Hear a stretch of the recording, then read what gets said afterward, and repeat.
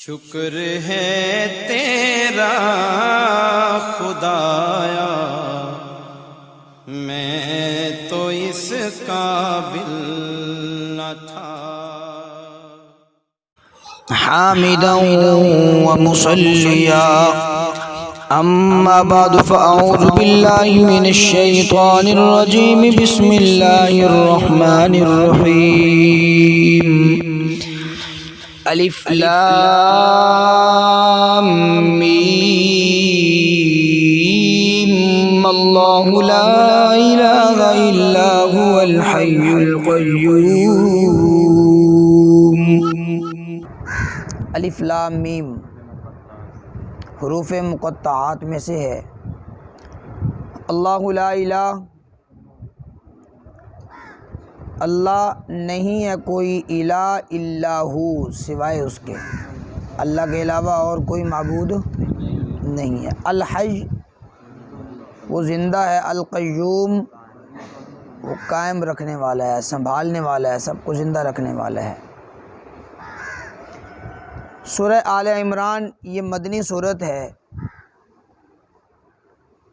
اور اللہ کریم جل شانہ نے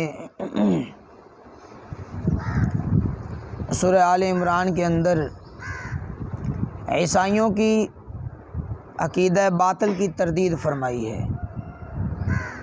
پیچھے آپ حضرات نے سورۃ بقرہ کے اندر پڑھا کہ اللہ کریم جل شانہ نے وہ صورت یہودیوں کے متعلق نازل فرمائی ہے، زیادہ تر تذکرہ اس کے اندر یہودیوں کا ہے، اور سورہ آل عمران کے اندر زیادہ تر تذکرہ عیسائیوں کا ہے۔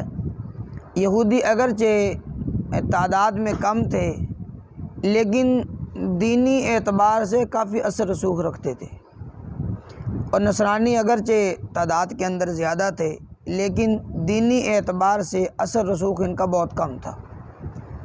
تو رب کائنات نے سورۃ بقرہ کے اندر پہلے یہود کی تردید فرمائی ہے، ان کے عقائد باطلہ کی۔ اب اس صورت کے اندر سورہ آل عمران کے اندر نصرانیوں کے عقیدہ جو باطل عقیدے ہیں، رب کائنات نے اس کی تردید فرمائی ہے۔ وفد آیا تھا نجران سے عیسائیوں کا، 60 اس کے اندر سوار تھے اور 14 سردار تھے اس کے اندر۔ تو فرمایا حضور علیہ السلام کی بارگاہ اقدس کے اندر یہ لشکر آیا، یہ وفد آیا نجران سے، نصرانیوں کا، عیسائیوں کا ایک لشکر۔ آقا کریم علیہ السلام مدینہ طیبہ کے اندر تشریف فرما تھے، اور حضور علیہ السلام نے عصر کی نماز ادا فرمائی۔ تو جو عیسائی لوگ تھے، انہوں نے بھی عصر کی نماز ادا کی، لیکن انہوں نے اپنے طریقے سے، حضور نے قبلہ کی طرف رخ فرمایا تو ان لوگوں نے مشرق کی طرف رخ کر لیا، تو انہوں نے اپنے اعتبار سے نماز پڑھی، اپنے طریقہ کار کے اعتبار سے جو بھی تھا۔ بہت اچھی پوشاکیں پہن کر، اچھی سواریوں پر اور بڑی ٹھاٹھ باٹ سے یہ لوگ مدینہ کے اندر آئے۔ آقا علیہ السلام کے پاس حضور علیہ السلام کے ساتھ یوں سمجھیے مناظرہ کرنے کے لیے آئے، بات چیت کرنے کے لیے، کوئی سمجھنے سمجھانے والی بات کے لیے۔ آقا کریم علیہ السلام نے ارشاد فرمایا کہ بھئی تم اسلام لے آؤ۔ کہنے لگے بھئی ہم تو پہلے اسلام لا چکے ہیں، اب ہم اسلام نہیں لائیں گے، ہم تو پہلے اسلام لا چکے ہیں۔ اللہ کے نبی حضور پر نور جناب رسول اللہ صلی اللہ تعالیٰ علیہ وسلم نے ارشاد فرمایا کہ یہ جو تم اب اسلام نہیں لاتے، تمہارا پہلا اسلام تمہیں نہیں روکتا کہ تم اب اسلام نہ لاؤ، بلکہ تمہیں خدا تعالیٰ کی اولاد کہنا یہ تمہیں روکتا ہے اسلام قبول کرنے سے۔ خنزیر کا گوشت کھانا یہ تمہیں منع کرتا ہے تمہارے اسلام لانے سے، اور اس طرح کی جو ان کے اندر خرافات تھی، فرمایا یہ چیزیں تمہیں منع کرتی ہیں اسلام لانے سے، وگرنہ پہلا جو اسلام تم لا چکے ہو وہ معنی نہیں ہے کہ تم اسلام اب قبول نہ کرو، اصل یہ چیزیں ہیں۔ اور آقا کریم علیہ السلام نے ارشاد فرمایا کہ حضرت عیسیٰ علیہ السلام کو خدا تعالیٰ کا بیٹا کہنا اور خدا کہنا یہ تمہیں اسلام سے منع کرتا ہے۔ تو وہ لوگ کہنے لگے اچھا پھر بتلائیے کہ عیسیٰ علیہ السلام کا باپ کون ہے؟ اگر اللہ کو بھی ان کا باپ نہ بنایا جائے نعوذ باللہ، تو پھر بتلائیے کہ ان کا باپ کون ہے، والد کون ہے حضرت عیسیٰ علیہ السلام۔ آقا کریم علیہ السلام نے ارشاد فرمایا کہ یہ بتلائیے کہ باپ اور بیٹے کے اندر مشابہت ہوتی ہے؟ ہاں جی بالکل مشابہت ہوتی ہے۔ تو ارشاد فرمایا رب کائنات کے پیارے محبوب نے کہ اچھا بتلائیے کہ اللہ کریم جل شانہ کو موت آتی ہے؟ کہنے لگے جی نہیں۔ تو فرمایا عیسیٰ علیہ السلام کو ان پر تو طاری ہوگی۔ اللہ کریم جل شانہ کو کسی نے پیدا کیا ہے؟ نہیں جی۔ تو حضرت عیسیٰ علیہ السلام کو یہ تو حضرت مریم کے بطن اطہر سے پیدا ہوئے ہیں۔ اور ساتھ میں ارشاد فرمایا کہ بتلائیے کہ اللہ کریم جل شانہ تمام لوگوں کو رزق پہنچاتے ہیں، سب کے رزق کا وعدہ اللہ نے لے رکھا ہے؟ وہ کہنے لگے جی بالکل لے رکھا ہے۔ تو فرمایا کہ عیسیٰ علیہ السلام نے تو کوئی رزق کا وعدہ نہیں لیا، یہ تو لوگوں کو رزق نہیں پہنچاتے، رزق پہنچانے والی ذات تو اللہ تعالیٰ کی ہے۔ تو ان چیزوں کو وہ مانتے گئے، اقرار کرتے گئے جی بالکل ایسے بالکل ایسے۔ تو اللہ کے نبی حضور پر نور جناب رسول اللہ صلی اللہ تعالیٰ علیہ وسلم نے ارشاد فرمایا کہ بتلاؤ کیا باپ اور بیٹے کے اندر جب مشابہت ہوتی ہے تو اللہ اور عیسیٰ کے درمیان مشابہت کیوں نہیں ہے؟ ان کے درمیان تو کوئی مشابہت نہیں ہے۔ تو پھر رب کائنات نے اس صورت مبارکہ کا نزول فرمایا۔ پہلی 83 آیات ہیں، 80 سے زائد ہے کچھ آیات۔ اللہ کریم جل شانہ نے اس کے اندر عیسائیوں کی تردید فرمائی ہے۔ خیر یہ لوگ چونکہ مناظرے کے لیے آئے تھے اور آقا کریم علیہ السلام نے پھر ان لوگوں کو مباہلے کی دعوت دی کہ اگر تم اس بات کو قبول نہیں کرتے تو مباہلے کے لیے آ جاؤ، تم بھی آ جاؤ ہم بھی آ جاتے ہیں، ایک میدان کے اندر کھڑے ہو کر مباہلہ کر لیتے ہیں۔ تو خیر یہ لوگ پھر بھاگ گئے، انہوں نے مباہلہ بھی نہ کیا۔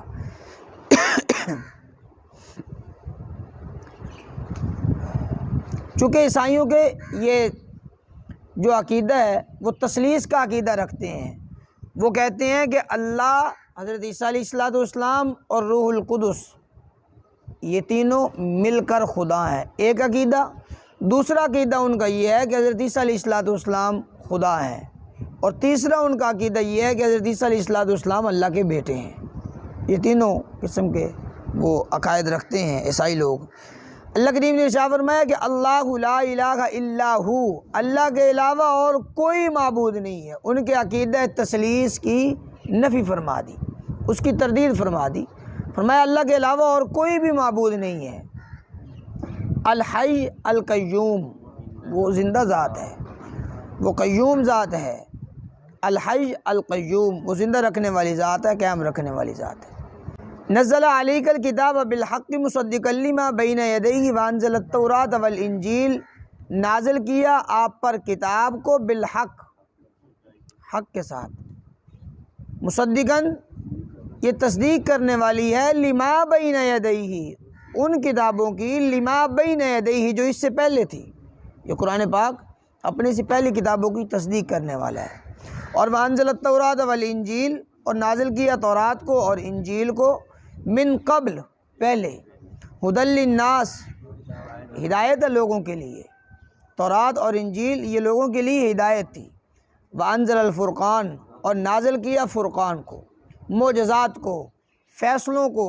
اللہ کریم جل شانہ نے فرقان کے کئی سارے معنی آتی ہیں، کسی جگہ پر تو اس کا معنی ہوتا ہے حق اور باطل کے درمیان فرق کرنے والی چیز، اور کسی جگہ پر فیصلے بھی، کسی جگہ پر معجزات بھی۔ تو فرمایا کہ نازل کیا فرقان کو، معجزات کو اللہ کریم جل شانہ نے نازل فرمایا، انبیاء علیہم الصلوات و تسلیمات کو ان پر کتابیں بھی نازل فرمائی اور انہیں معجزات بھی عطا فرمائی۔ ان الذین کفروا، بے شک جو لوگ کافر ہیں، بھی آیات اللہ، اللہ کی آیات کے، اللہ کی آیات کے منکر ہیں، لہم عذاب شدید، ان کے لیے عذاب شدید ہے، انتہائی سخت عذاب ہے۔ واللہ عزیز ذو انتقام، اور اللہ عزت والی ذات ہے، ذو انتقام بدلہ لینے والی ذات ہے، انتقام لینے والی ذات ہے۔ ان اللہ لا یخفی علیہ شیء فی الارض ولا فی السماء، اللہ کریم جل شانہ کا علم وہ محدود ہے یا لا محدود ہے۔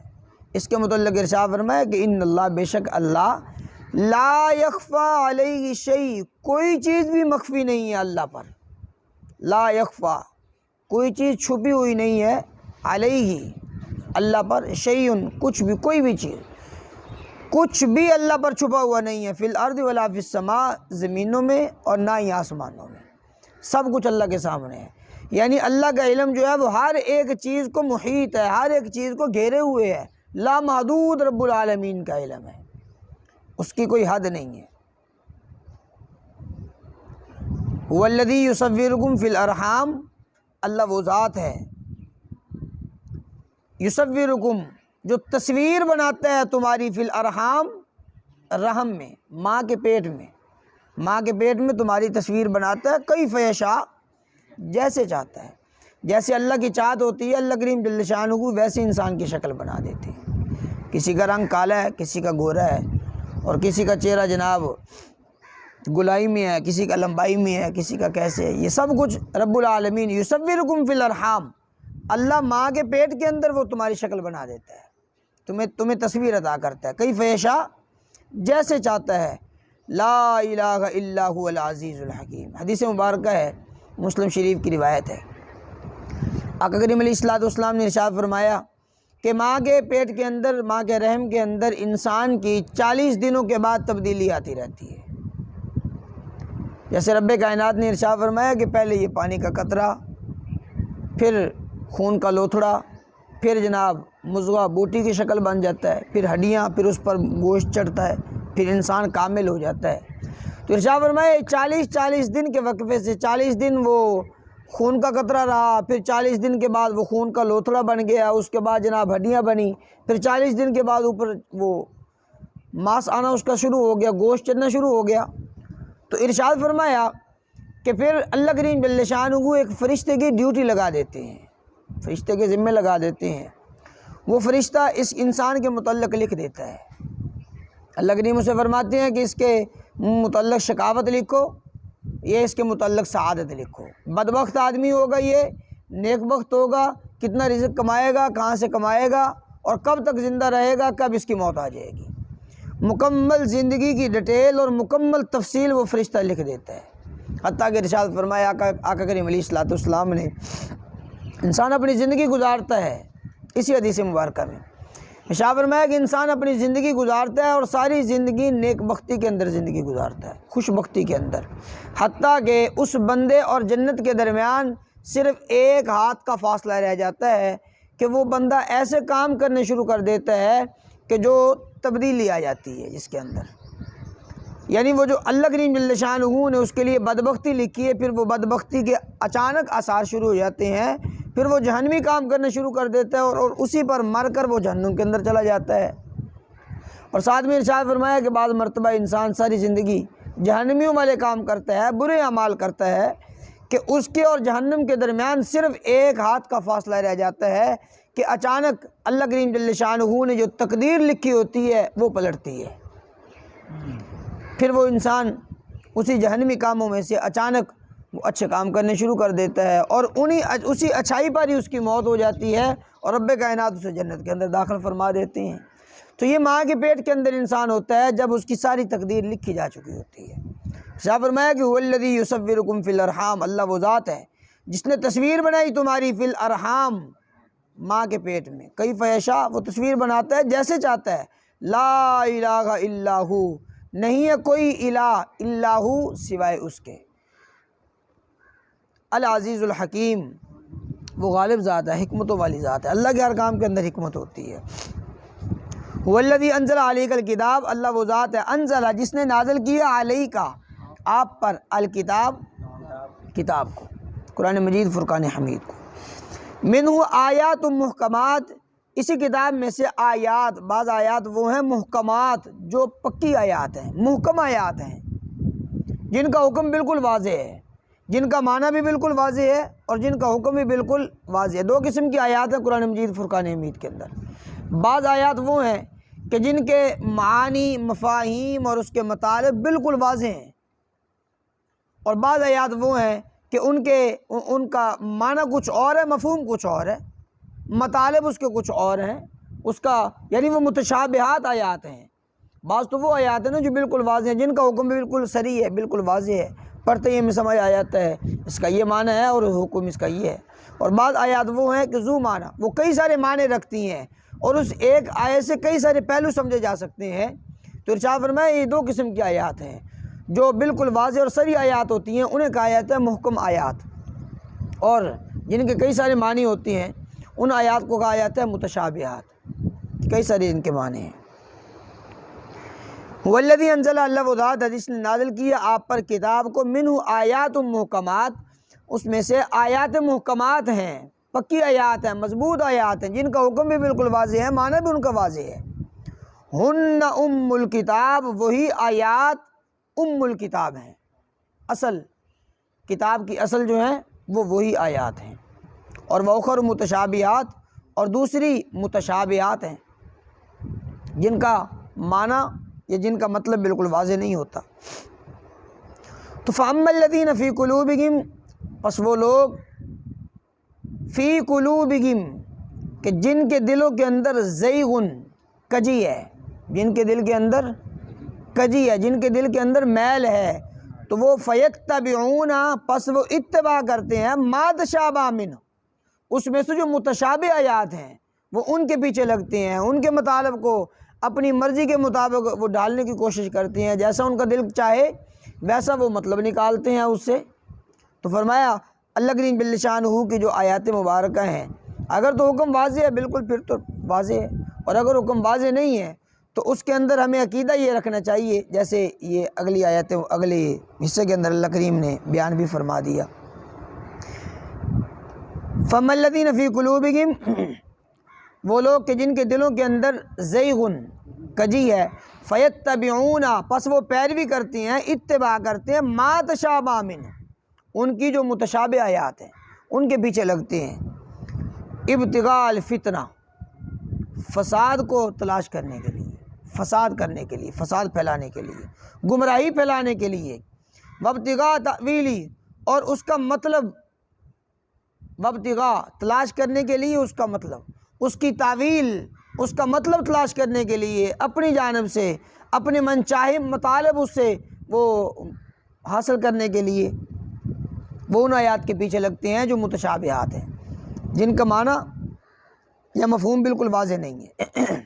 وَمَا يَعْلَمُ تَأْوِيلَهُ إِلَّا اللَّهُ، نہیں جانتا اس کے مطلب کو الا اللہ، اللہ کے سوا، اس کی تعویل کو، اس کے مطلب کو اللہ کے علاوہ اور کوئی نہیں جانتا۔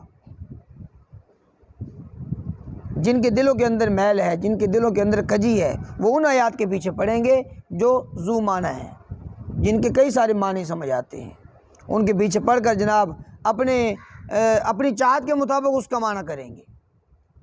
والراسخون فی العلم، اور ارشاد فرمایا کہ راسخ فی العلم جو ہیں، جو علم کے اندر مضبوط لوگ ہوا کرتے ہیں، یقولون، وہ کہتے ہیں کہ آمنا بہ کل من عند ربنا، ہم ایمان لے کر آئے کل من عند ربنا، ہر اس چیز پر کہ جو ہمارے رب کی طرف سے ہے، بس ہم اس پر ایمان لے کر آئے۔ وہ جو متشابہ آیات ہیں یا جن کے معنی کئی ساری سمجھ آتے ہیں، اس سے کئی سارے پہلو نکلتے ہیں، وہ ان کے معنی کی کھود خرید کے اندر نہیں پڑتے، اپنی جانب سے ان کے مطالب نہیں نکالتے، بلکہ وہ ایمان والے جو راسخ فی العلم لوگ ہیں وہ کہتے ہیں کہ آمنا بھی، بس ہم اس پر ایمان لے کر آئے، اور ہمیں چاہیے بھی یہ کہ جو ایسی آیات ہوں کہ جو ذو معنی ہوں، کئی سارے معنی رکھتی ہوں اپنے اندر، اس کے کئی سارے مطالب سمجھے جاتے ہوں، فرمایا اس کے اندر بس ہمیں یہی عقیدہ رکھیے، آمنا بہ کل من عند ربنا، جو کچھ ہمارے رب کی طرف سے ہے ہم اس پر ایمان لے کر۔ وما یذکر الا اولو الالباب، نہیں سمجھتے الا اولو الالباب سے عقل مندوں کے، عقل والوں کے علاوہ اور کوئی ان باتوں کو نہیں سمجھتا۔